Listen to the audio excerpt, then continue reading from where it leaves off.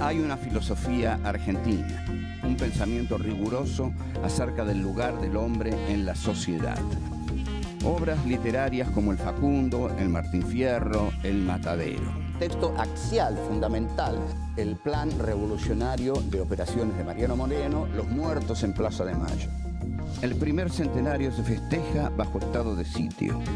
Las cartas a Lavalle deciden el fusilamiento de Dorrego. No hay verdad que se resista frente a 2 pesos, moneda nacional.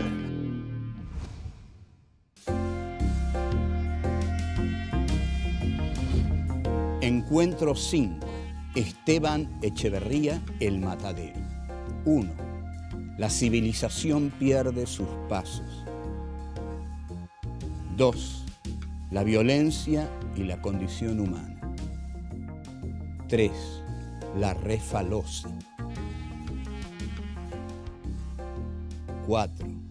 El monstruo, la crueldad y los excluidos. Esteban Echeverría nace en Buenos Aires en septiembre de 1805. Realiza sus estudios primarios en la Escuela de San Telmo y luego ingresa en el Departamento de Estudios Preparatorios de la Universidad de Buenos Aires. En 1825 parte hacia Europa. En París asiste al Colegio El Ateneo y toma cursos de dibujo, guitarra, historia, economía y política. Allí entra en contacto con el romanticismo y se conmueve con la obra de Goethe, Schiller y Byron. En París comienza a escribir sus primeros poemas. En 1830 regresa a Buenos Aires y comienza a publicar sus trabajos. A partir de 1835 participa en el Salón Literario y en 1838 funda, junto a Alberdi y Juan María Gutiérrez, la Asociación de la Joven Generación Argentina. Enfrentado al régimen rosista, se exilia en 1840 en Uruguay. Muere el 19 de enero de 1851 en Montevideo. El Matadero es publicado recién en 1874 por Juan María Gutiérrez en las obras completas de Esteban Echeverría.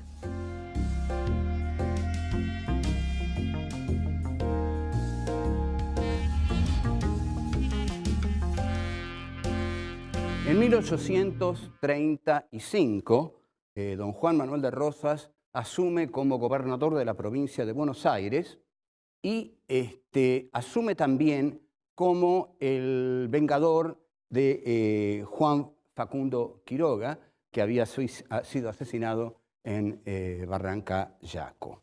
A Facundo Quiroga le encuentran ensangrentada entre sus ropas la que es quizás el documento político más importante de don Juan Manuel de Rosas, que es la Carta de la Hacienda de Figueroa, que es una hacienda en la cual Rosas y Facundo se despiden y desde ahí Rosas le escribe la carta.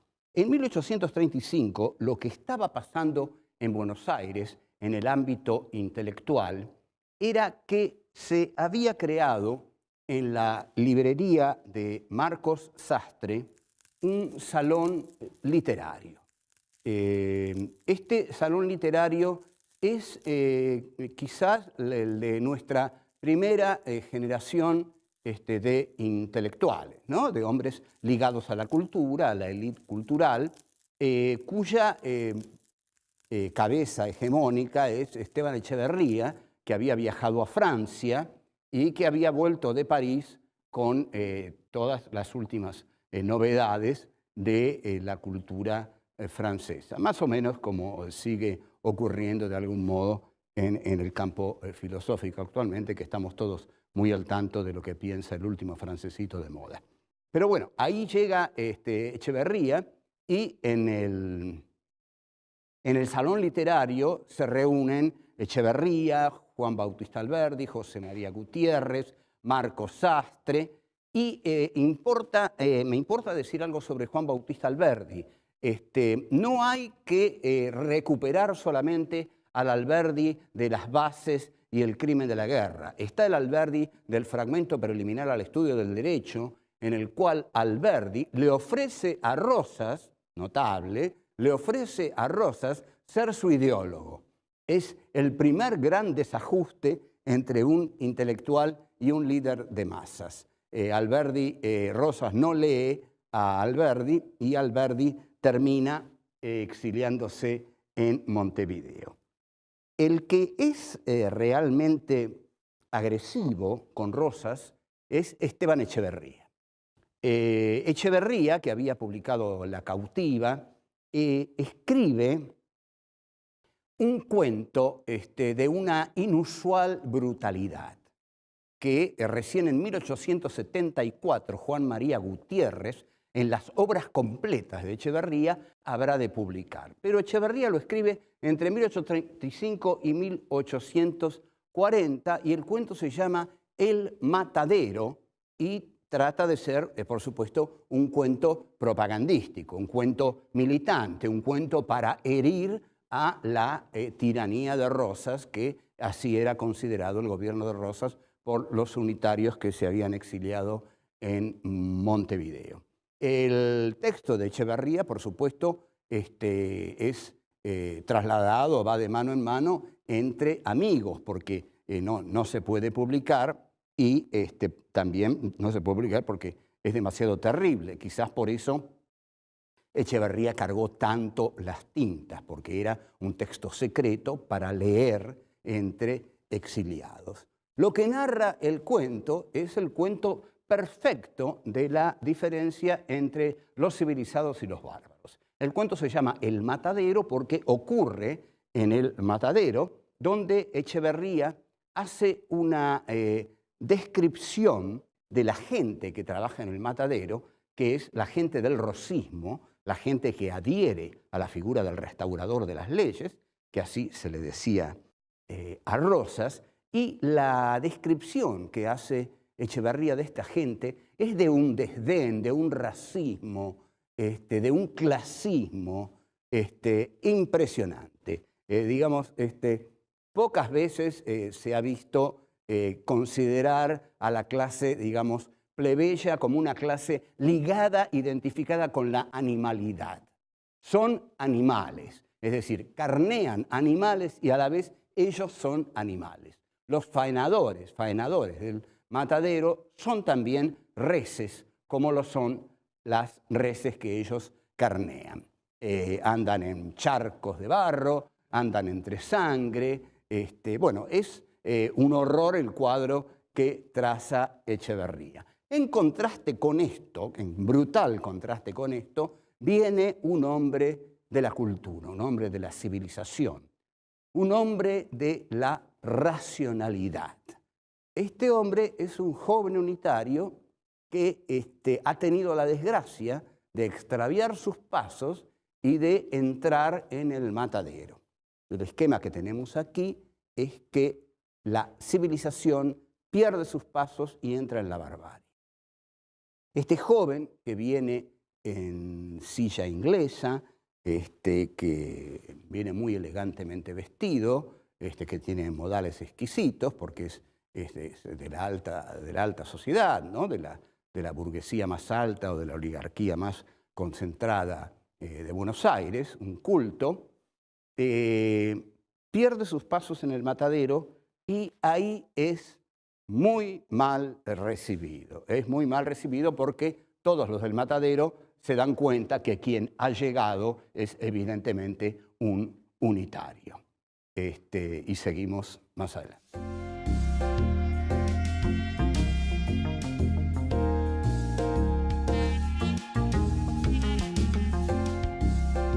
El cuento se llama El Matadero porque va a ser el matadero de las reses y el matadero del unitario.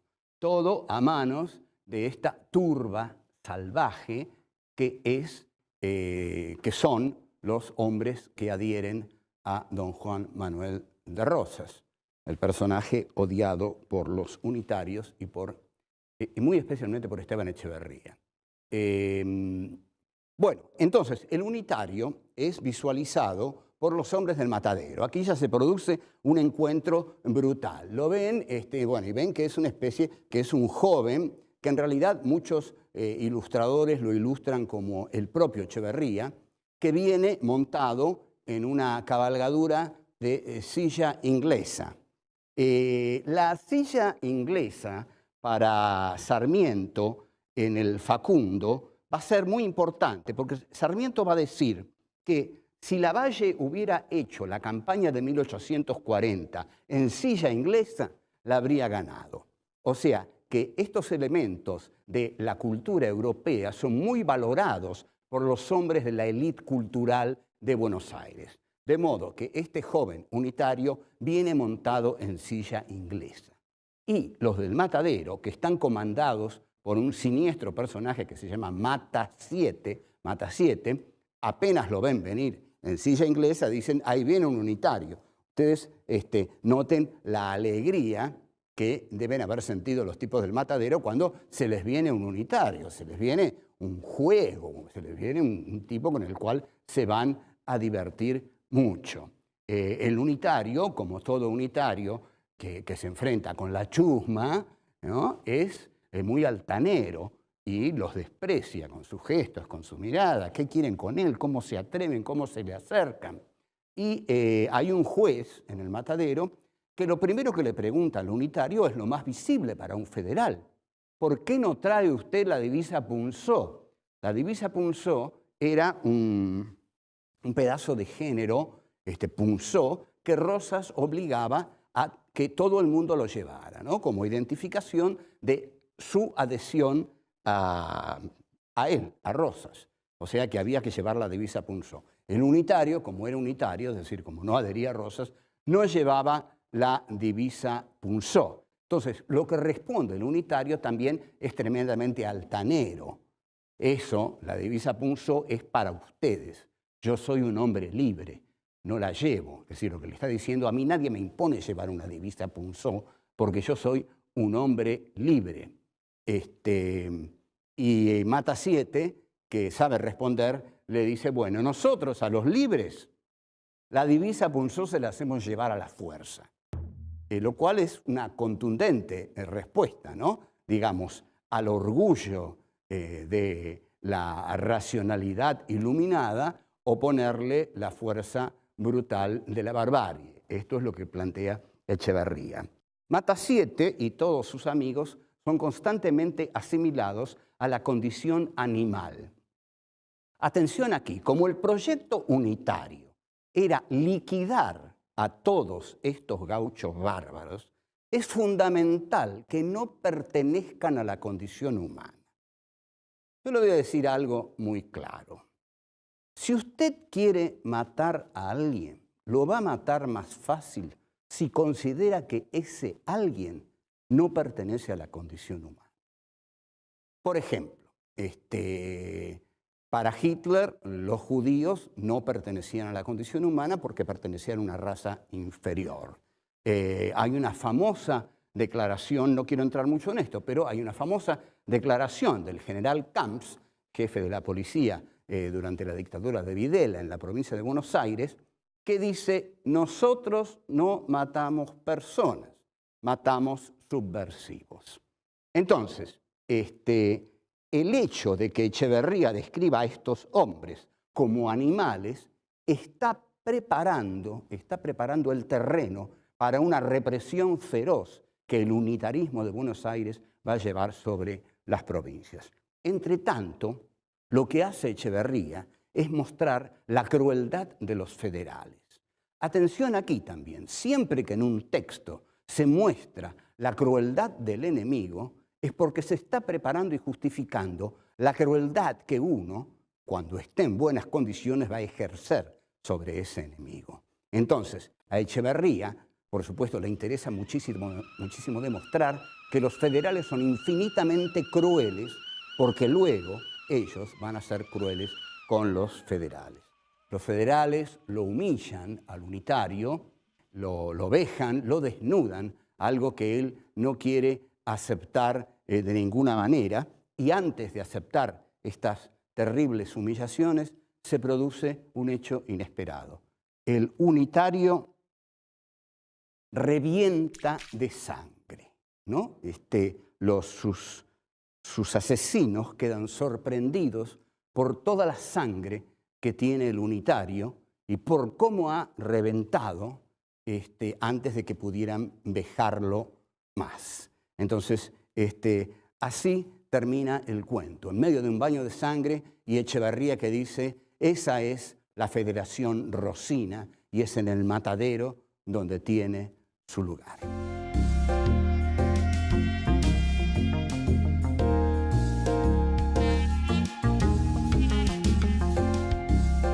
Otro texto absolutamente sangriento de la literatura argentina, que está muy unida a la historia argentina, porque la literatura argentina se ha hecho, sobre todo en el siglo XIX, siguiendo o expresando a los hechos políticos de la Argentina. Tanto es así que hay muchos unitarios que después de leer el Facundo de Sarmiento decían, ahora sabemos por qué luchamos.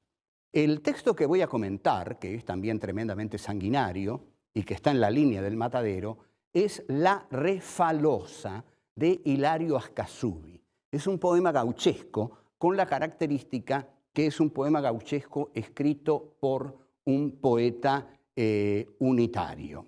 En el matadero y en La Refalosa se va a basar un cuento de Adolfo Bioy Casares y Jorge Luis Borges, que escriben presumiblemente en Montevideo y que se llama La fiesta del monstruo.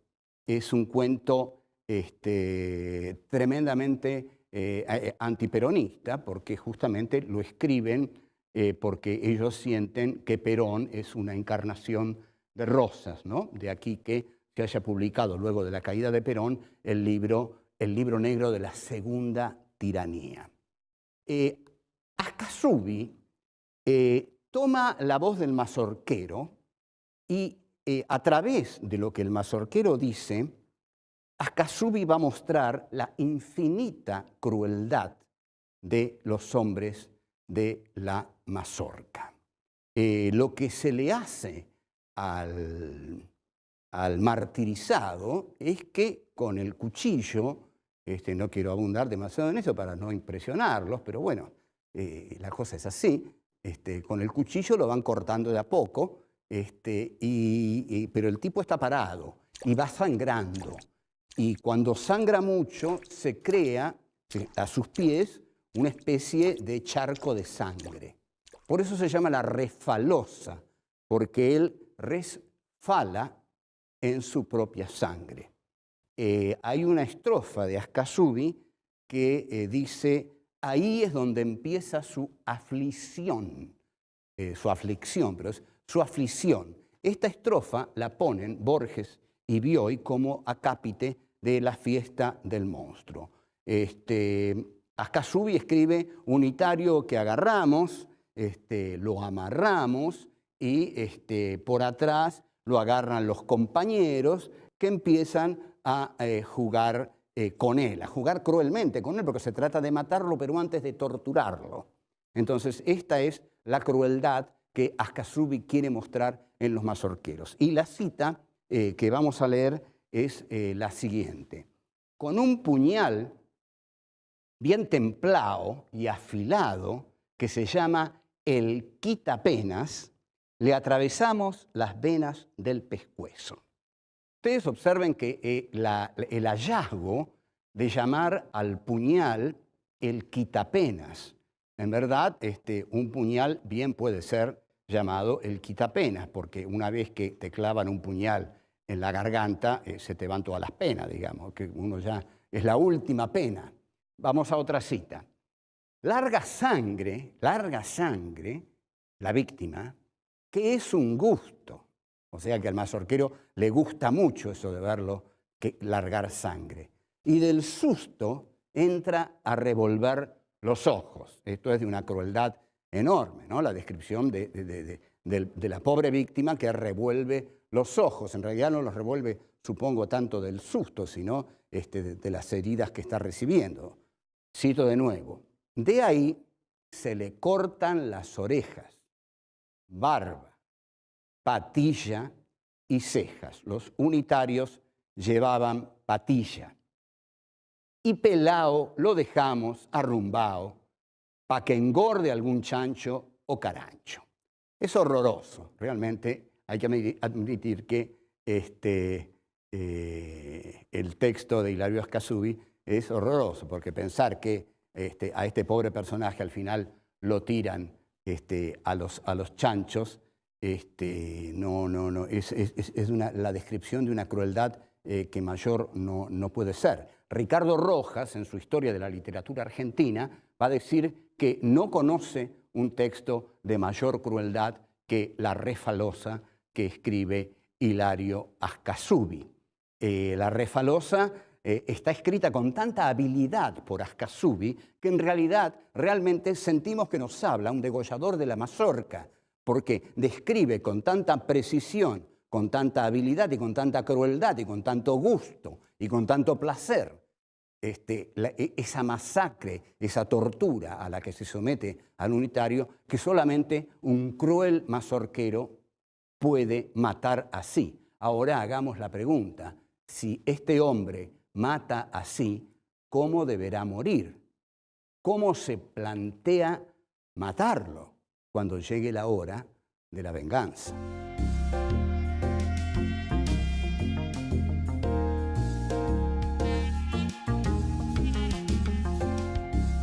La Refalosa y el matadero también es retomado por Bioy y Borges en el cuento La fiesta del monstruo. La fiesta del monstruo tiene el mismo esquema del matadero. Comienza, en efecto, como dije, tiene como acápite la frase «ahí comienza su aflicción», que pertenece a la Refalosa. Se publica en Montevideo a pocos días de la caída de Perón. Lo publica Emir Rodríguez Monegal, que es un poeta uruguayo, y el cuento narra, el cuento está estructurado así: es un muchacho peronista que le cuenta a su novia, la Nelly, cómo le ha ido esa tarde en que salió con sus amigos para dirigirse a la plaza en la cual va a hablar el monstruo. El monstruo es Juan Domingo Perón, que para Borges y Bioy está totalmente adecuado llamarlo el monstruo. Es decir, los muchachos peronistas van a la plaza a oír la palabra del monstruo. ¿Con quién se encuentran? Se encuentran no con un unitario, sino que se encuentran con un muchacho judío, porque el interés de Bioy y de Borges es decir que el peronismo es fascista, que el peronismo es nazismo. Entonces, ¿a quién le van a poner a la muchachada bruta y brutal peronista? A un sinagoga, como dicen ellos con cierta gracia, a un rusovita, a un miserable cuatro ojos, como dicen los muchachos de la pandilla peronista, y le piden que salude al retrato del monstruo, que es el retrato de Perón. El muchacho judío, al que ellos siguen llamando Quimicointas, Rusovita, se niega a hacerlo, un poco como el unitario de Echeverría, ¿no? Que se niega a hacer las cosas que le piden los bárbaros del matadero, y los muchachos peronistas, que son totalmente brutales, brutos y brutales en el cuento de Bioy y de Borges, comienzan a apedrearlo sin ninguna piedad, y Borges y Bioy describen con gran crueldad, en el estilo de Echeverría y de Ascasubi, cómo las piedras van desfigurando el rostro del muchacho judío que iba con los libros, que no tenía, según dice el protagonista, la estampa del Deportivo, y hasta que llegan a la descripción más cruel de decir que la sangre era un chorro negro, la sangre de un chorro negro, y el protagonista dice: yo me calenté con la sangre, es decir, la sangre lo excita, el asesinato lo excita, hasta que cae muerto. Cae muerto y le siguen tirando piedras a un muerto, y Borges y Bioy escriben una frase tremendamente dolorosa, porque dicen: le arrojábamos piedras que ya no le dolían. Entonces, agarran esto muy bien, supongo. le arrojan piedras que ya no le duelen porque le arrojan piedras cuando ya está muerto. Hasta este punto llega la crueldad de estos jóvenes peronistas.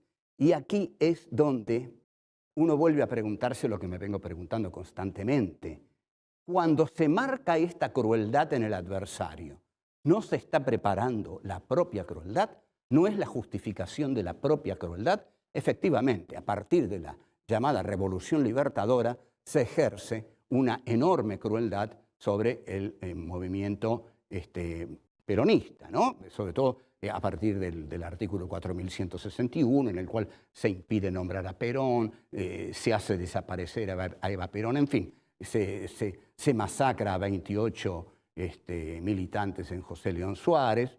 Y la teoría del cuento es que los adherentes a Perón eran monstruos manipulados y que no eran humanos, eran monstruos manipulados por otro monstruo, por el monstruo, y el monstruo es Perón. Los tres textos que nombré están destinados a exhibir la extrema crueldad de los sectores populares, pero ocurre que luego los sectores no populares, los sectores del poder, cuando deciden ejercer la represión sobre los sectores populares, son tan crueles como ellos han demostrado que son los sectores populares. Es decir, estos cuentos, quizás estos relatos, deberíamos analizarlos como relatos destinados a justificar la venganza, destinados a justificar la violencia que el país de los cultos va a ejercer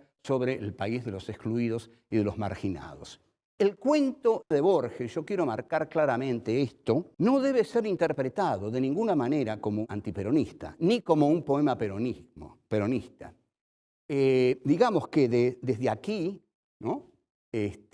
Con toda buena voluntad y apertura de corazón, propondríamos salir de una vez por todas de la antinomia peronismo-antiperonismo. Habría que pedirles a los antiperonistas que no se empobrezcan tanto odiando hasta tal extremo o despreciando hasta tal extremo a un movimiento político que tuvo una enorme riqueza e importancia en la Argentina. Y a los peronistas que no crean que representan naturalmente a la patria, a la soberanía, al pueblo, sino que los otros, los que no son peronistas, también representan algo esencial del país. O sea que debiéramos salir de esta antinomia como debiéramos salir de muchas antinomias para poder vivir en una democracia plena, llena de conflictos, pero que respete fundamentalmente la identidad del otro. Bueno, chao, hasta luego.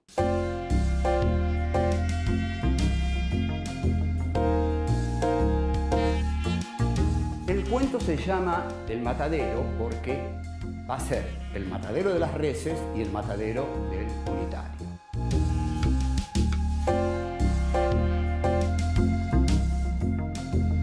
Nosotros, a los libres, la divisa Punzó se la hacemos llevar a la fuerza.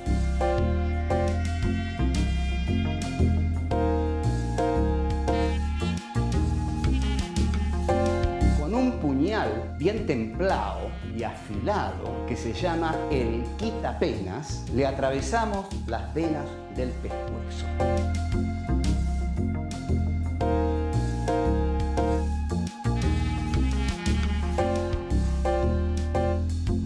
Cuando se marca esta crueldad en el adversario, ¿no se está preparando la propia crueldad?